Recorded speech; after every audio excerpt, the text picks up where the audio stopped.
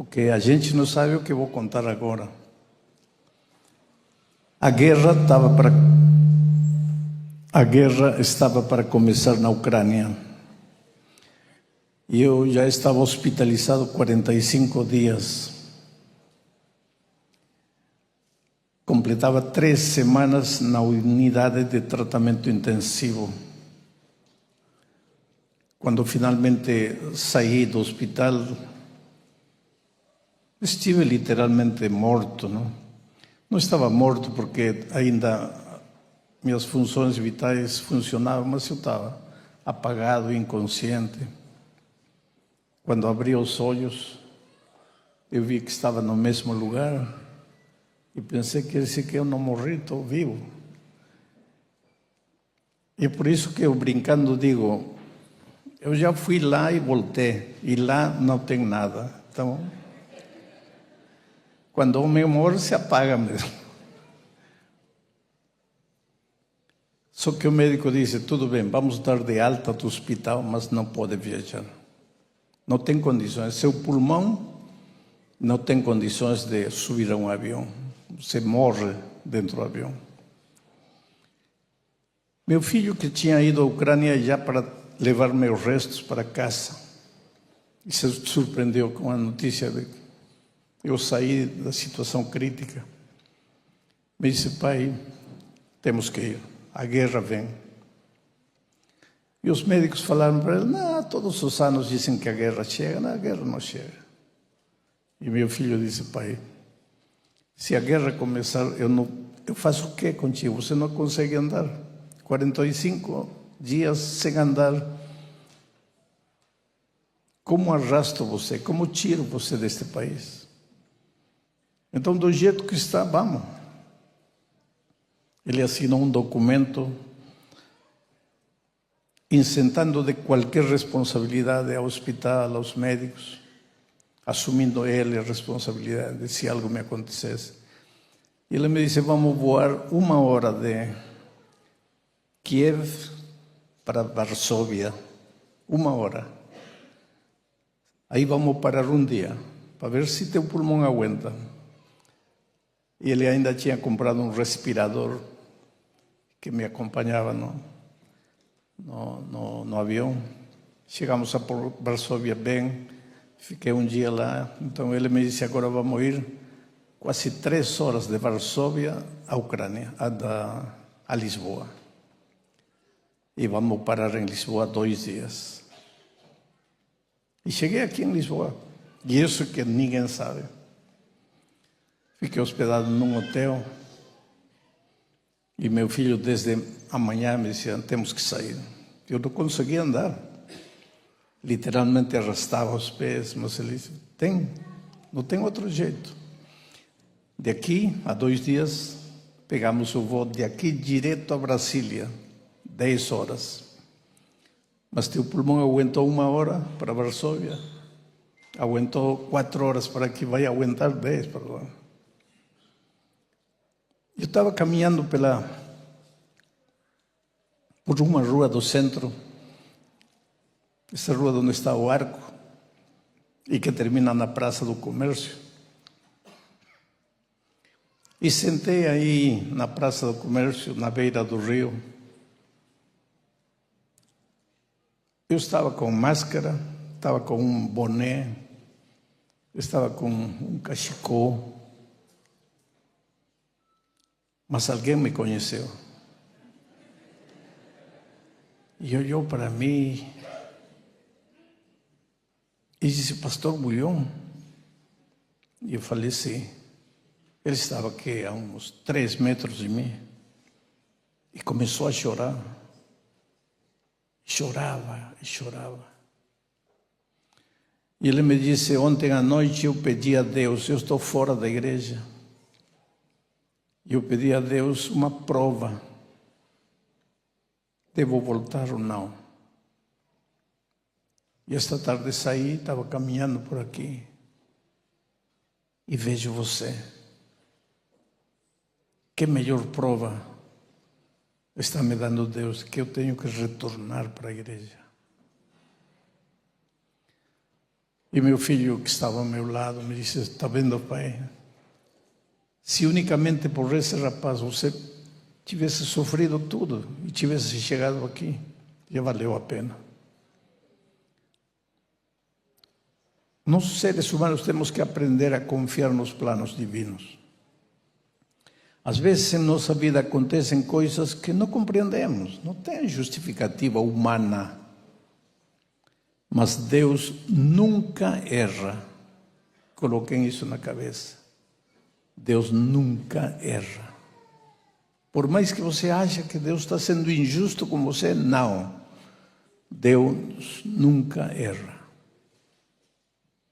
Aí peguei o voo de aqui para Brasília. 10 horas, na metade do voo, meu pulmão não aguentava. Mas o respirador me ajudou a chegar lá. No dia seguinte começou a guerra. Uma ala do hospital onde eu estava internado foi bombardeada. Deus nunca erra. É por isso que eu digo, eu vou pregar até o último minuto de minha vida. Minha vida não é minha, não me pertence. Estou há 18 anos aposentado, reformado. Podia estar em casa tranquilo. Mas continuei viajando, continuo cumprindo a missão. Porque quando me perguntam qual é a sua profissão, minha profissão não é ser pastor. O ministério não é profissão. Se você quer uma profissão, faça qualquer coisa na vida, menos pastor. O pastorado é um ministério. Você se reforma, mas o ministério não acaba nunca. Só termina com a morte. Mas estou feliz de estar aqui. Esta história que acabo de contar, só meu filho sabia. Estava ao meu lado. E agora vamos entrar à mensagem bíblica. São João, capítulo 1. 1 de João, capítulo 1, verso 8. Vocês sabem que São João escreveu o Evangelho segundo São João. Escreveu 3 cartas para a igreja em geral. 1ª, 2ª, 3ª João. E escreveu o livro de Apocalipse. É um autor, depois de Paulo, um dos autores que mais escreveu. Mas as epístolas são curtinhas, não importa. Eu tenho 58 livros publicados, alguns são livros pequenos, mas escrevo. Agora, esta semana estamos estudando o que João fala no 1º capítulo da 1ª epístola. E esta manhã nos toca o verso 8 e um texto-chave. Sabe qual é a vantagem de pregar a Bíblia, texto por texto, versículo por versículo? A vantagem é de que ninguém pode dizer: o pastor tem um sermão encomendado. Que encomendado? Eu estou seguindo o que a Bíblia diz. Se alguém encomendou, foi o Espírito Santo. Ninguém vai dizer: pastor, foi encomendado esse sermão. Que encomendado? Eu estudei um que não foi encomendado, o 2, o 3, o 4, o 5, agora já estou no 8. Volto a repetir, se alguém encomendou, é o Espírito Santo, não sou eu, e não é nenhum pastor. Só que este tema trata de um tema, este verso trata de um tema que está muito em discussão.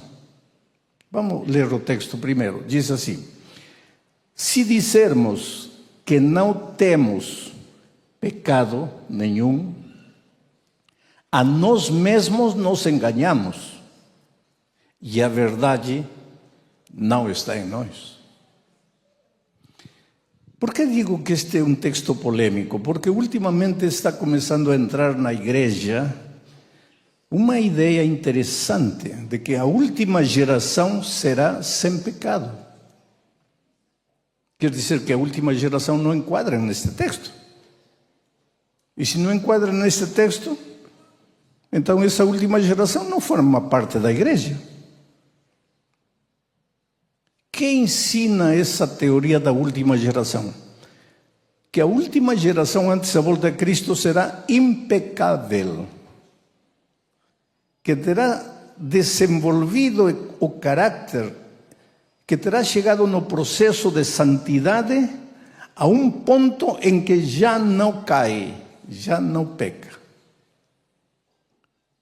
E isto se está pregando com muita força em alguns países.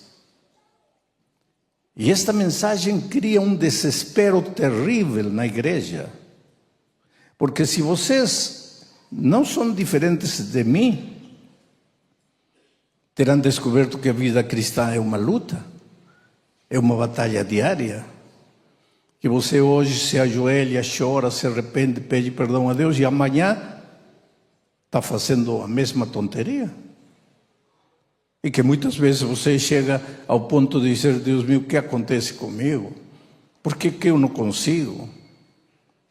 E o pior é que você olha para as outras pessoas e as outras pessoas lhe parecem a você muito melhor espiritualmente do que você. E aí você sozinho no quarto diz: eu sou um hipócrita, eu não presto para nada. E aí vem o diabo aqui e diz: está vendo, realmente você é um hipócrita. O que está fazendo na igreja? Vai embora, larga tudo. E você muitas vezes larga tudo e vai embora. Por quê? Porque chega à conclusão: para que estar na igreja caindo, levantando? Não, Deus não aceita isso. E então vem esses pregadores dessa tendência teológica falando que a última geração, que já somos nós, porque Cristo já está para voltar, teremos que ser impecáveis, teremos que ser perfeitos, que teremos que refletir o caráter de Cristo tal qual Jesus era. E agora vem João e diz assim, porque parece que esta teologia que começa a entrar, que começa a pressionar a igreja, já existia nos dias de João. Cristãos que diziam que em seu relacionamento com Cristo tinham chegado a um ponto em que já não pecavam. E agora vem João e categoricamente afirma. Vou ler em segunda pessoa singular. Se você diz que não tem pecado nenhum, você mesmo se engana. E a verdade não está em você. Porque é fácil dizer: não, eu já cheguei a um ponto em que eu tenho vencido todas as minhas fraquezas. Claro, quando ninguém vê você. E quando está sozinho no quarto, quem sabe os pensamentos que sobem à sua cabeça? Quem sabe os sentimentos que você carrega no coração? E quando as tendências carnais levam você para o pecado, olha para lá, não tem ninguém, olha para lá, não tem ninguém, não tem ninguém.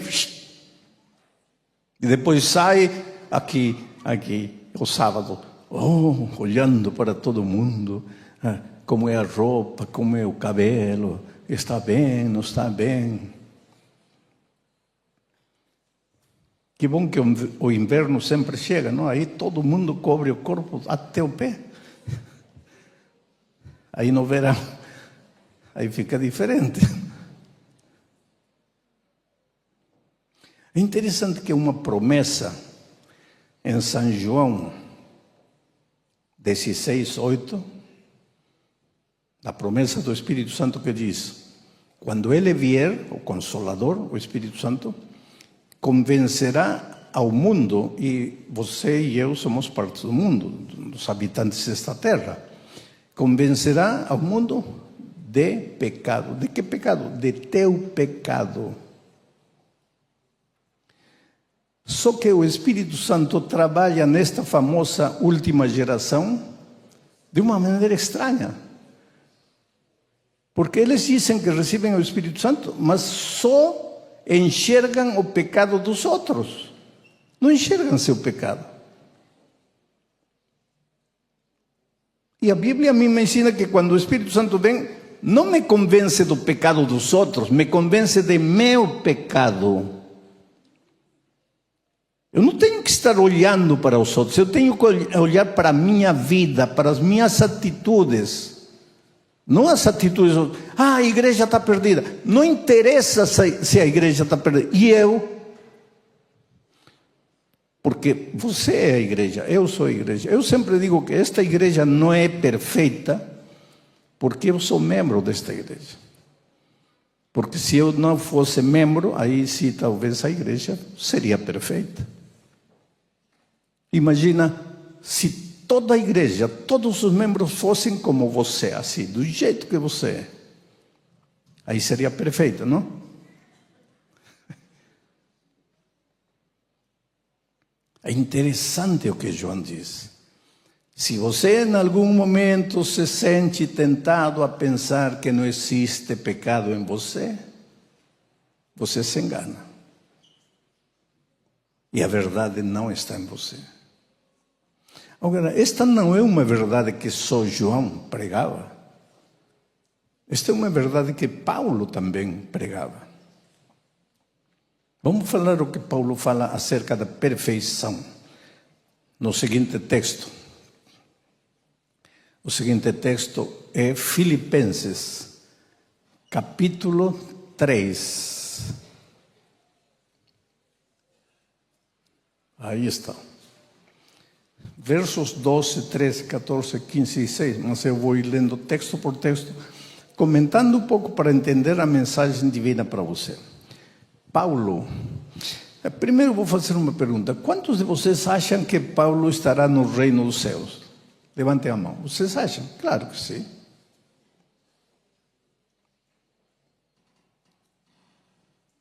Agora olhem o que Paulo falava.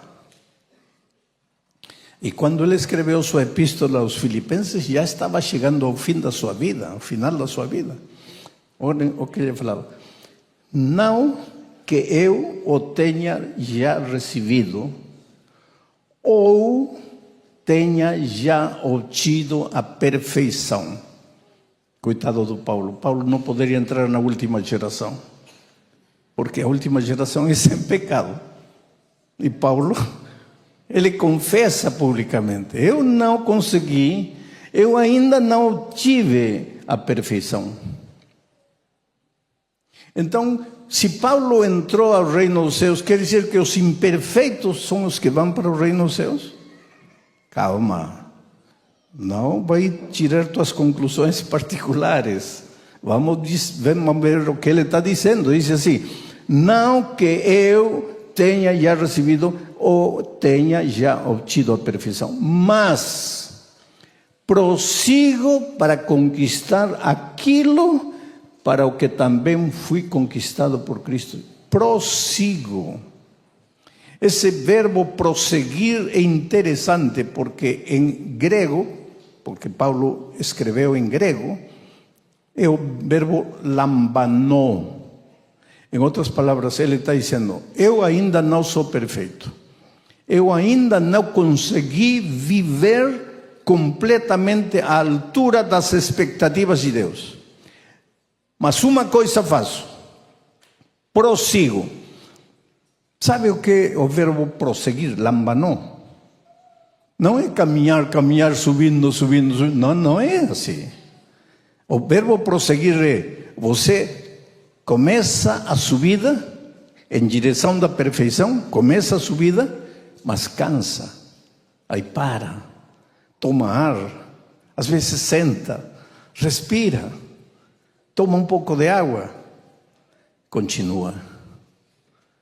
Aí tropeça, cai, levanta, sacude o pé, o pó e continua.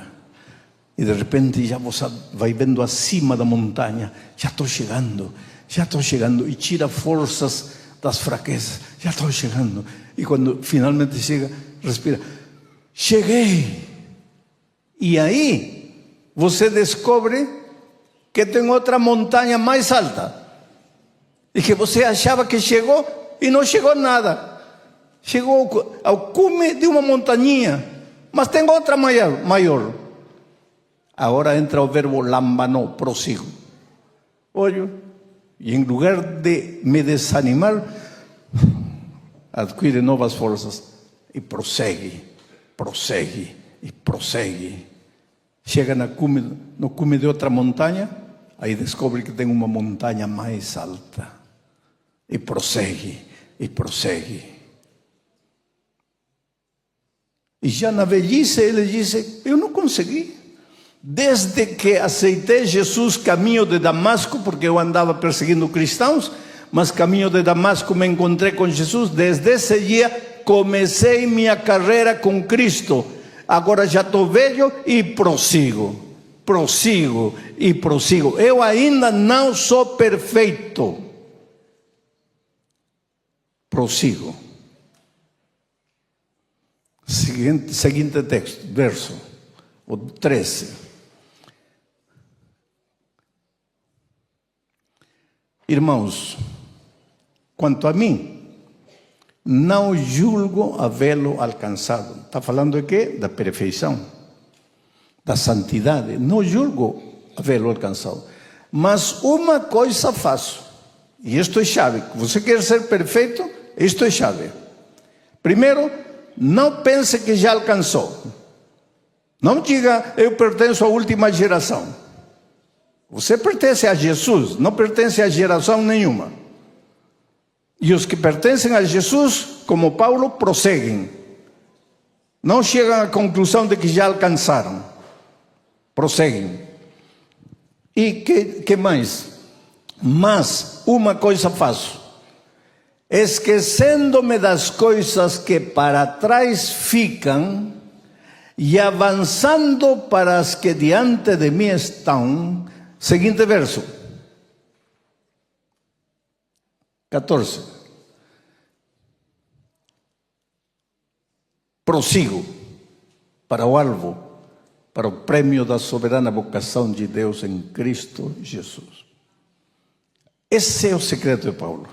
Ele disse, eu não alcancei, mas uma coisa faço. Não olho para trás, porque quando olho para trás, promessas que nunca cumpri.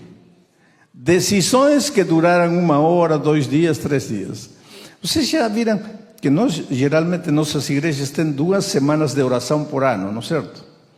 Na primeira semana de oração todos nos consagramos, chamamos um pastor invitado, ele prega. E na última noite, às vezes, algum pastor faz um apelo, cada um escreve seu pecado em um papelzinho, depois se queima aqui os papelzinhos. E aí termina a semana de oração com Santa Ceia. Agora sim, 1 semana depois está tudo igual. Aí vamos esperar a segunda semana de oração. Aí na semana de oração nos consagramos. Não.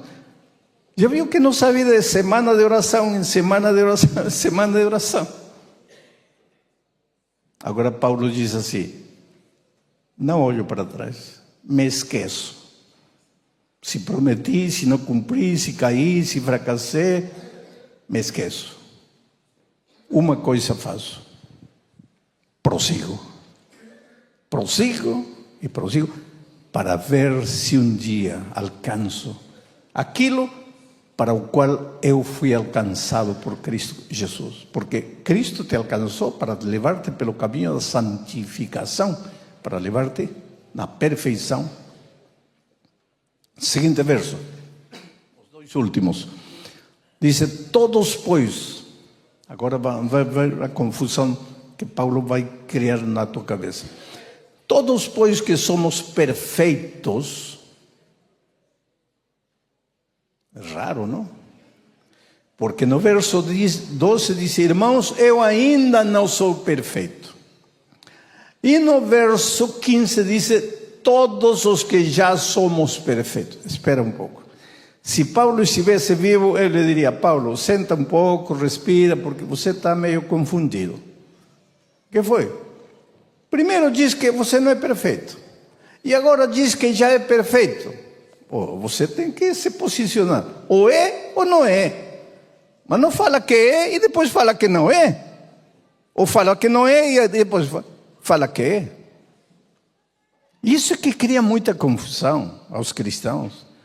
Porque às vezes uns cristãos pegam o verso 12. Dizem, não, nunca vamos ser perfeitos.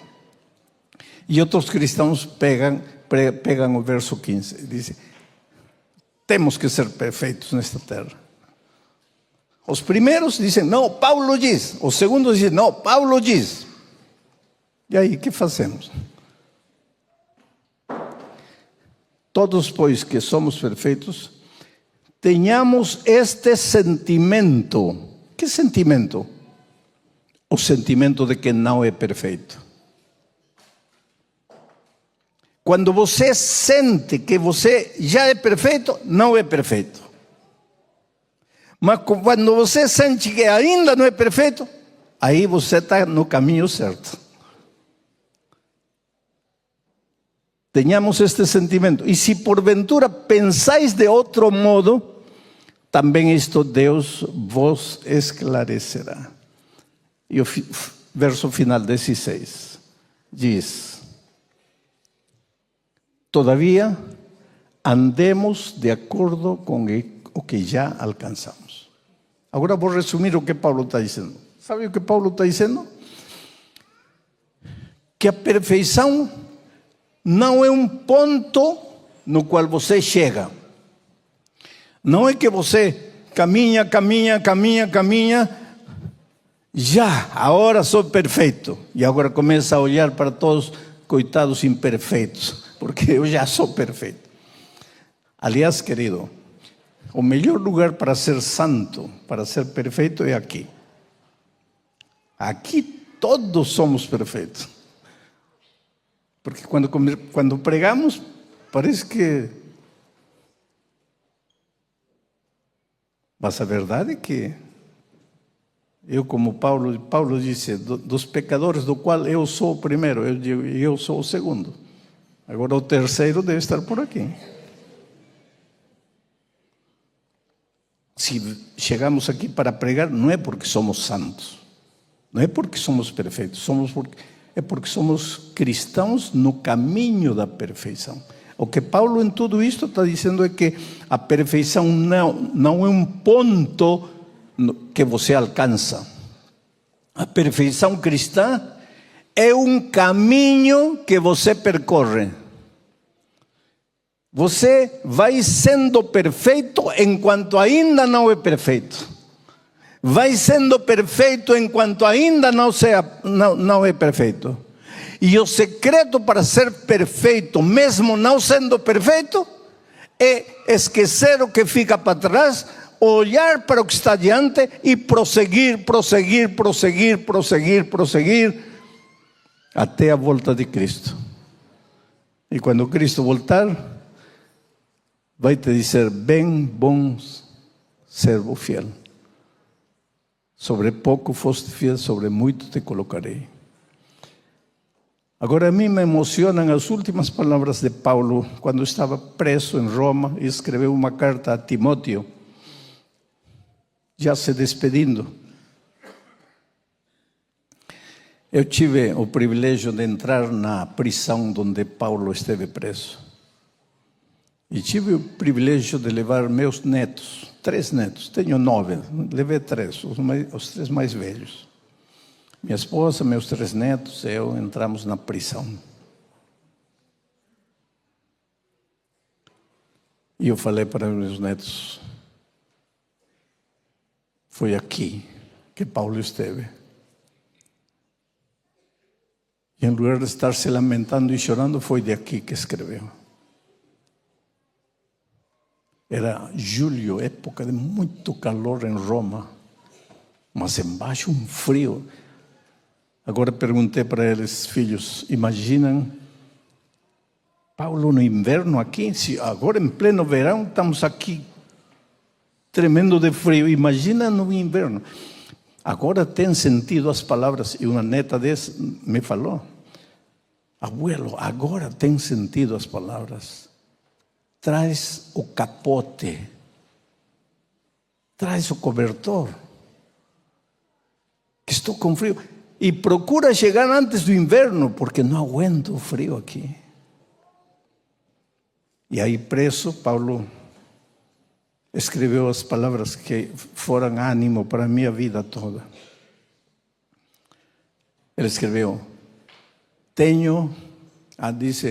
combati o bom combate.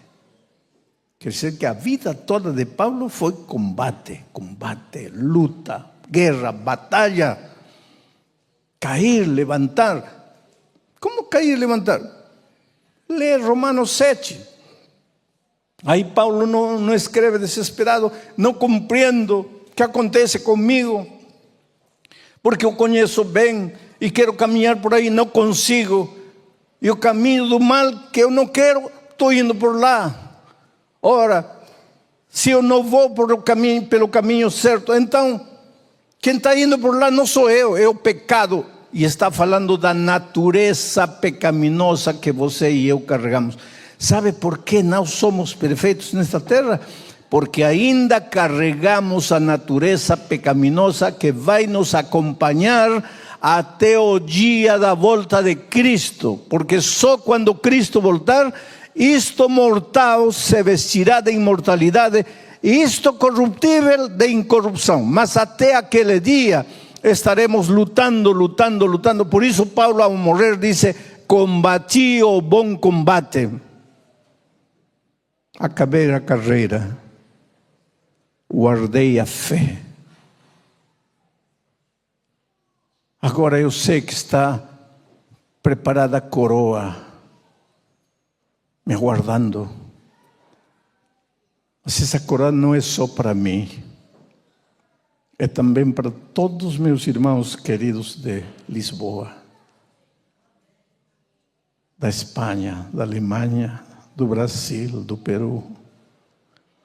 Para todos aqueles fiéis que aceitaram Jesus e caminharam, às vezes escorregando, levantando, mas prosseguiram.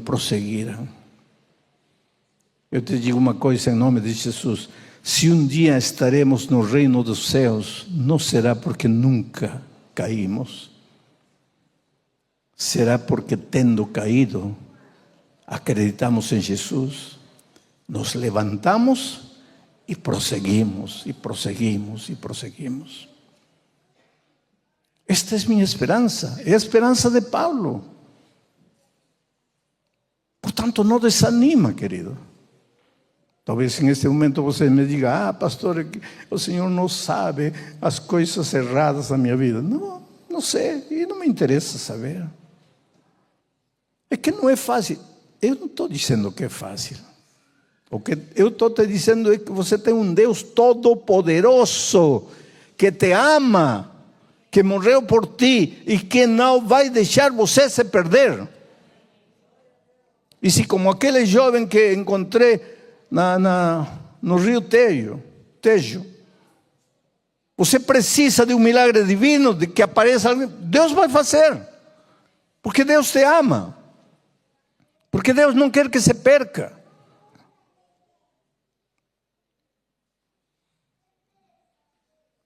Teu lugar nos céus está reservado. Eu lembro quando meu pai construiu uma mesa bem comprida. Ele tinha 9 filhos, eu sou o segundo.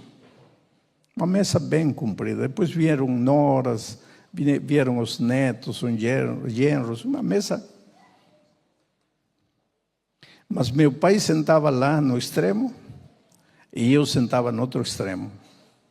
Não porque eu fosse o mais velho, mas porque eu era o pastor. E a minha família toda me respeita por ser o pastor. Quando eles têm que tomar uma decisão, ligam para mim, me ajuda. Não por ser o mais velho ou mais experimentado, mas por ser o pastor. Cada vez que eu chegava em casa, quando minha mãe vivia, me abraçava os braços: oh, meu pastor. Eu falei: mas eu sou teu filho. Não, você é meu pastor.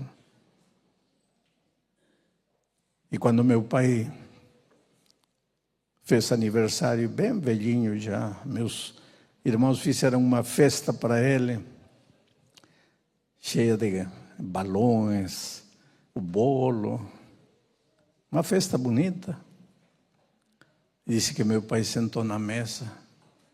Quando eu não estou em casa, ninguém senta na minha cadeira, que está no outro extremo de meu pai. E meu pai olhou para a cadeira vazia e disse: olha, saiam, procurem alguém. Eu não posso ver essa cadeira vazia. Eu sei que meu filho não está aqui, mas eu não posso ver essa cadeira vazia. Lá nos céus tem uma cadeira para você, um trono, com teu nome. Com teu nome. Mário, Jorge, Pedro, Rosa, Joana, teu nome. E quando os remidos se juntarem, tua cadeira vai estar vazia, porque você não tem substituto. Por isso Deus te criou originalmente. Por isso é que tua digital é tua. Ninguém mais pode imitar. É você, único. E teu lugar nos céus está reservado. E Deus vai fazer de tudo para te salvar. E se você se perder, vai ser porque você foi teimoso e quis se perder. Hoje é o dia de boa nova. Hoje é o dia de salvação.